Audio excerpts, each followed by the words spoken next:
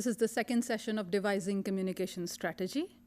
And in this, we are going to see how SOSTEC formula is used for devising a strategy. Now, let me tell you what SOSTEC formula is. It was developed by a social scientist by the name of P.R. Smith in the 1990s, and then it was later formalized into a book in the year 2004. SOSTEC stands for situation, objectives, strategy, tactics, action, and control. Though it looks very general to understand, yet we would like to differentiate and distinguish between each term that we're using here. When we are talking about situation, it basically tells you where you are now. So it is about positioning competitive strengths. It is about the unfulfilled benefits that is sought by the consumer. And it is about positioning of the product in general. So how are you positioning your product? How are you placing it? Who is your target audience? Who do you expect to come and purchase? And then the competitive strength that you have over others. Say, for example, one product could boast of being Ayurvedic, and hence it is better for health as compared to other products which have chemicals in it. So this is the special positioning that this product is enjoying. And this is also its competitive strength. This is what makes it better than other products of similar nature in the market. Then we also talk about the unfulfilled benefits. Say, for example, there are certain benefits that a consumer may be seeking by using a good, the value. This is what we call the value of a product or a service. And you are not very happy. Say, for example, your internet connection is on and off. So you will not be very happy with it. And what is it that can substitute is better? A competition who can provide you a flawless network is at the same price would be much more welcome. So this is what we call the unfulfilled benefit that the consumer is seeking. And this is what we say is situation for any product. Situation analysis also calls for a SWOT analysis, where we seek if a certain situation, what is the strength that a product or a service is enjoying as compared to the benefit that the consumer is drawing, the weakness that the product has, and the threats and opportunities that it can have as compared to the other products in the market. By means of threat, we mean what is it through which the competition can one-up you. That is the threat. And opportunity is all the scope of the market that you have in order to take your product forward. There are push strategies and pull strategies in advertising which are used in order to push your product through to a certain segment of audience which have not come across it so far.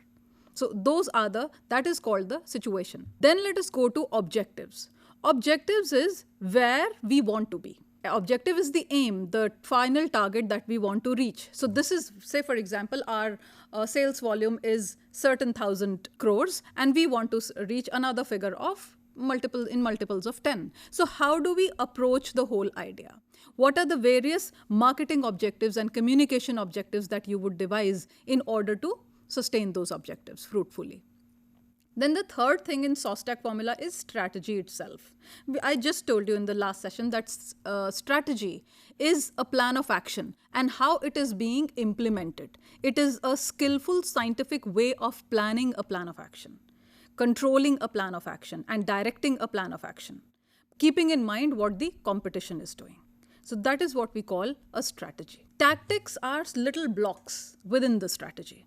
So it is the details of the strategy which keep changing as and when we make midterm corrections, they keep changing. Action is the actual plan that you're aiming at implementing in order to achieve the objectives that you have stated or listed for yourself. So action is how to execute a plan in a manner that you make use of optimum resources and you reach your target in minimum possible time. Then we have control. Control is what I call midterm corrections. Time and again, you have to check whether your marketing strategies, your communication mix, the way you're using the media, whether it is being optimized or not, are all at tandem, whether they are all well coordinated, and whether the small-term goals are being met in order to reach the final long-term goal. So ideally, the monitoring of any plan of action comes under control. And this is what we call the SOSTEC formula. So control decides whether you are getting where you want to get or you are on the wrong track. That's the SOSTEC formula of devising a strategy. Then we discuss choosing a particular strategy. How do you choose a strategy? One is you adopt the SOSTEC formula. The other is you do your homework well in terms of competition analysis, in terms of what is the scope that your product or your brand has. Does it require a change of perception? How is it that the audiences view your product? That is your homework. Then developing some options of strategies. It is important to develop options for strategies because, say, for example, you are looking forward at increasing the sales volume again. What are the various strategies you can have? One, you can develop new products and have new verticals for that. Then you can look into maybe overseas expansion. You can also look into acquisition, mergers and acquisitions with other companies of the same nature. And you can look at also new distribution channels. And then you can also aim at buying more market share. So all these are strategies, and all of them will not be equally good. You have to figure out which strategies or combination of strategies will be good enough for your product or service so that you can reach your desired outcome of raising the sales volume. So this is what we mean various SOSTEC formula adoption in order to devise a better strategy. Then, know your resources well. The resources could be limited in terms of finances, it could be limited in terms of government regulation and policies, and it could be limited in terms of the kind of target audience. Everybody may not be eager to accept the product or the offering that you're making. So those could be the limitations. You should know what your resources are that you can bank upon, what is it that you can expand, and what is it that is limited so that you have to act in the limited arena. Then you have to win the support of the senior management. That is again very important, because until and unless the decision makers, the competent authority, is convinced with what you're going to do, you may not find yourself being supported in the company for a very long time. So it is important to convince the senior management of the steps you're taking in order to reach the desired outcome. Do not hurt your market or environment. Of late, the concept of corporate social responsibility has come up, especially from the time when the government devised the new economic policy and said that it is important for every company or business making company to invest a certain amount of their profit into corporate social responsibility. So it is important that you don't hurt the environment you are in, and you also don't hurt the market. Market has a certain trend. It has you, it has your competition, it has the target market, and it has various other stakeholders. It also has the civic society. So all of this together makes the market. So do nothing to hurt the market or the environment that you are a part of, the social environment. Put everything in place before making a move. This means it's like when you go for a tour, you pack your bags and you double check whether you've taken everything that you need on the tour or not. So similarly, when you put everything in place before making a move, it only gives you greater confidence, and you know that your plan has been doubly checked and success rate gets increased. Then do not lose your core values. Every organization has certain core values. Say, for example, a brand might stand for credibility. Another brand might stand for durability, and another brand might stand for creativity. All these are core values for which the company gets valued, for which the customers look forth at buying a certain product or service, because they believe that the core value exists in that brand. So it is important that you don't lose that benchmark. Then we come to the concept of strategic alliances. What do we mean by strategic alliances? Alliances are people coming together. You have seen alliances on multiple fronts. You need alliances. It could be in polity, it could be within the countries, it could be on various social affairs, and in different other sectors. We do need alliances of various kinds. Even in educational institutions, you would see alliances and memoranda taking place. The idea is the benefit of both the parties. So everybody, profits from the move. So strategic alliances are important. And how do you decide whether to make a strategic alliance and with whom to make a strategic alliance? It is important to keep tracking the markets on and off so that you know what is the need of the hour, what is it that you are missing upon, who would be happy to make an alliance with you, and how both of you can profit intermittently. So simultaneous profiteering is important when you talk about strategic alliances. Now look at this sample of integrated marketing communication strategy. The first thing is the customer.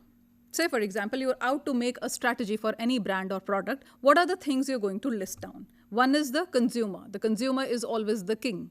How does the group perceive the products in this category? You have a consumer group. How is this group perceiving your product or your efforts that you're making towards creating awareness about this product, towards creating a certain kind of image in the market? Or what is it that the consumer thinks about you? What do they buy now? Say, for example, let's talk about a shaving cream. What is it that men prefer? What kind of shaving cream do men prefer? And what is it that they make use of? And how do they use that product? So it is a multifarious activity when you try and judge, one, the value that the product gives you, two, the effective value. By effective value, I mean how do you feel by using that product as compared to another product which might cost low or which might not spell the kind of lifestyle you want to be a part of. So that is the feeling, the customer feeling that you need to gauge. Then lifestyle and psychographic attitude towards the category. Psychographic attitude is how does a person feel while using a kind of product that he is. You know, one might feel that there are certain benefits missing from the product or service. One might feel that he feels comfortable and it is fine with a person to use that product. So psychographic attitude towards a product or service, what is the kind of trust that the customer places in your brand, in your product, everything. Those are the things that are important. It also is dependent on the lifestyle choices that a consumer makes. Then what do the target audiences want the product to have that they're not getting? We just spoke about this. And we said that there can be few things that are satisfying in a product that give value to the product for the customer, but there can be a few things that are missing. So there are gaps in the market. You always have a first mover advantage. What do I mean by first mover advantage? All products in that category have a certain kind of gap. The companies or the organizations, the brands who will address those gaps first, and in the same pricing brand, they can address this gap. They will be the ones that will get the advantage in terms of success because they are the advantage of moving first. This is called the first mover advantage. Then does the product fit the group? Is the product appropriate for the group? Maybe there is a mismatch between the target audience that you have identified and the kind of product or the offering that you're giving. So the reality of the product needs to be tested. What do I mean by reality of the product? What is it product is actually needed for? Say, for example, is a phone only needed to make phone calls? Or is it needed to make video calls? Or is it needed to, make emergency messages? Or is it needed for entertainment? What is the reality of the product? That we need to understand. Then how does the consumer perceive the product? How is a phone perceived? Probably for all professionals, the phone is what is the office. So you don't have to stick to a table and a desktop anymore. Your entire office is in your phone. So how is it that the consumer is perceiving the product? Or is it that it is not a smartphone and it is only being used for random SMSs and making phone calls, connecting, keeping yourself connected to your loved ones? The perception is important because these days perception is the reality. It is not what is real. How does the consumer perceive the company? One is your product, the other is your company. You know that you have a long history, your company has a long history of 80 years or 100 years of credibility and the kind of credibility it has enjoyed in the market. And then suddenly there is crisis. Your product was found defunct, deficient in some way or the other. So how is the consumer perceiving the company? You know, those 100 years of good experience, have they gone down the drain? Or is it the reason why the consumer is ready to give you a second chance? Is what you need to understand as a strategist. Then does the product fit the group? That is again important. Because if the product is not fitting the group, by group I mean the target audience, the group of people who you are addressing, who you are trying to satisfy, whose needs you're trying to satisfy. So does the product fit that group or does not fit the group is what you need to know. Then the third factor in devising any strategy, communication strategy would be, how will the competition affect our objectives? Competition will definitely affect your objectives because the competition have their own strategies. They are moving in the market at their own pace and they have their own objectives to meet. So what does the competitor communicate to the consumer? Probably if you are talking about credibility, they are talking about quality, or they are talking about a superior feel. They are encashing on the lifestyle choices. What is it that they are doing? You need to study the competition very minutely. So what is it that the competitor is communicating to the customer? And how will the competition retaliate against your program? Say, for example, you are doing a rebranding of your product, or you are doing a total image overhaul where you need to be seen as, after a crisis, you need to be seen as more socially responsible. So in such kind of a case, how will the competition retaliate to what you're giving? Say, for example, you're talking about credibility, they will talk about a large history of credibility themselves. So how vulnerable is the competition, and from whom will they take business? So when we talk about vulnerability in the competition, it's like, say, for example, the share market. It keeps going up and down. There is greater vulnerability found there. If something goes wrong, if there is an accident on a large scale in a company, the shares would go down. So how vulnerable is the competition that ways? How weak is the competition? From whom will we take business? If you're able to take away business from the competition, whose target audience are you taking? Because the target audience of your competition is also the one that has been satisfied with their products or services so far. So you are taking away the consumer pie, the consumer quotient of those competitions who are sustained in a certain manner and who have developed a certain kind of feeling towards a product. So will your product be able to give them the same level of satisfaction is what you need to see. Then what is the competitive consumer benefit? When we talk about consumer benefit, we talk about the kind of competition offerings and the kind of product that you are offering, and then what is it that the consumer is comparing, contrasting, and finally aiming at. So there must be a benefit. One, after using your product, a person should not feel like a fool. So they must be able to get some benefit, and there should be one benefit. Why one? Because there has to be a primary reason why a marketer would like to, push the product forth. And there should be a primary reason why if I go to buy shoes, it should be for comfort or it should be for style. There has to be one benefit. So it must be competitive in terms of pricing, in terms of placement, in terms of everything. Say, for example, I just said shoes. So it could be the looks, it could be the comfort, it could be the price. All those things are equally important. Then there must not be a slogan or an ad phrase. It should not look something which is very shallow. An ad is, this is the best product in the market. But this is not what we want. The communication that you're making should be able to drive home a point, should be able to convince your audience about your product or your service. So there should be one sentence which should be not confusing. So if we say such and such hotel is the best hotel that can provide you sleep at night. So it's communicating something. It is communicating that you can have a hassle-free stay in this motel or hotel.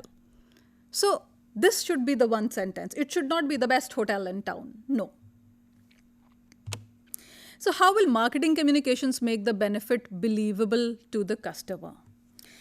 It is important that whatever marketing communications the organizations are putting their monies into marketing communications. So how will this marketing communication derive that kind of benefit? And what is the benefit we are looking at? We are looking at believable benefits.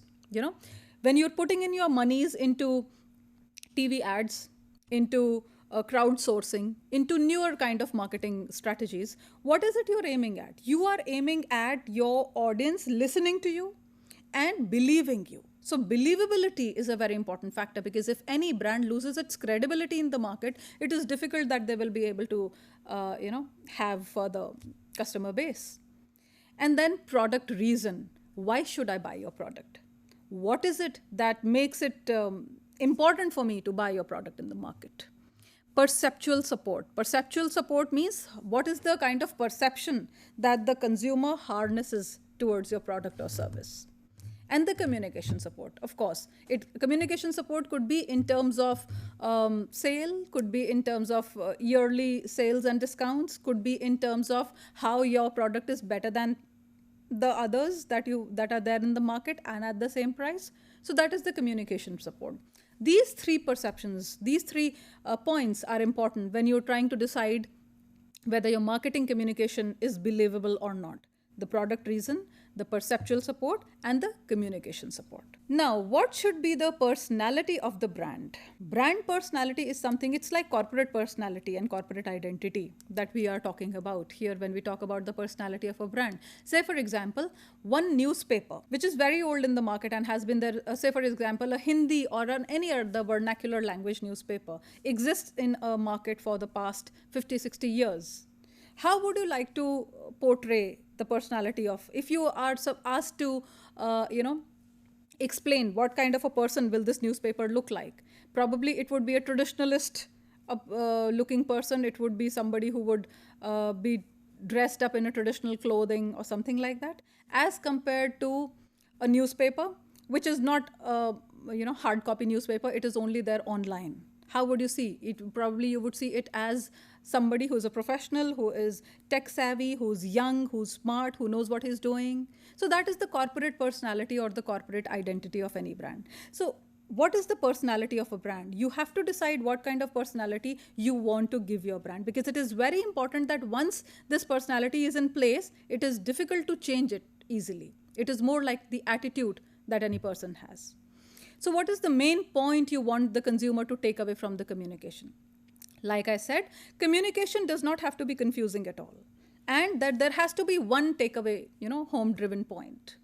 What action you want the consumer to take as a result of communication? As a result of, the consumer being aware that basic cosmetics have lead in it or something that can be carcinogenic, we switch to maybe Ayurvedic or herbal products which are not carcinogenic in nature. So that is that one thing. As a result, what is the result? The result would be more number of people would try to buy cosmetic products that are herbal and not the ones that carry lead in it.